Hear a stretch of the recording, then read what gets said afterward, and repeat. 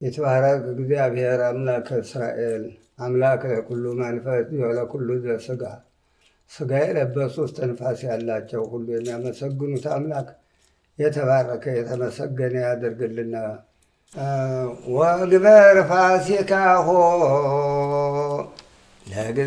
ለእግዚአብሔር ወግበር ፋሲካሆ ለእግዚአብሔር ወግበር ፋሲካሆ ለእግዚአብሔር ወግበር ፋሲካሆ ለእግዚአብሔር ወግበር ፋሲካሆ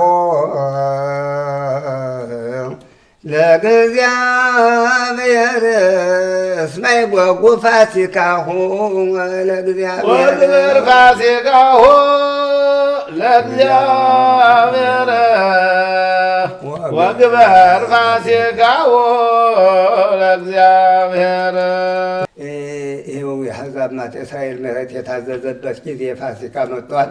ስለ ፋሲካ ደግሞ ሕጉን ስርዓቱን እንደ ድሮ ያውቃችን አጥበን ቂጣችንን ጋግረን በልተን ለአምላካችን ፋሲካን ይሄ እርጎ ይበላል ኮላ ይጠጣል ምንለው ሁላ ቀርቶ ለአምላካችን እስቲ እንደ አባቶቻችን ጋሃችን በልተን እንውጣ እና በጊዜ ግን ያልበላ ወይም በመንገድ ሂዶ በምን ሂዶ ያልበላ በካህል ወር ሄደዋል እና ሳይበላ የቀረገን ከሕዝብ ተለይቶ ይሙት ነው የሚለው።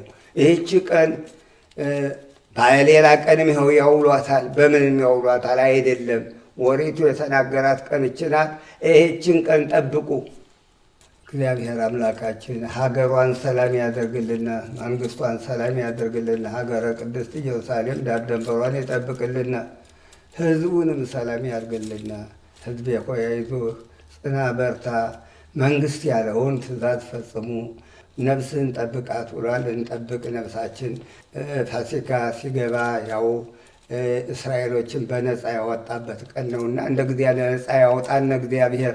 የተባረከ የተቀደሰ ይሁንልን። መልካም ዓመት በዓል የሚመጣው አሁንስ ዓመት በዓል ፋሲካ አሁንስ ለእስራኤል ልጆች ከግብፅ ሀገር የወጡበተይ የፈርዖንን በክር ፈጅቶ እስራኤሎችን ያወጣበት ጊዜ ፋሲካ በፊታችን ያለ እግዚአብሔር በሰላም የምንፈጽመው ያድርገን። አባታችን የመረቁት ምርቃን ደግሞ የሚደርስ ያደርግልን።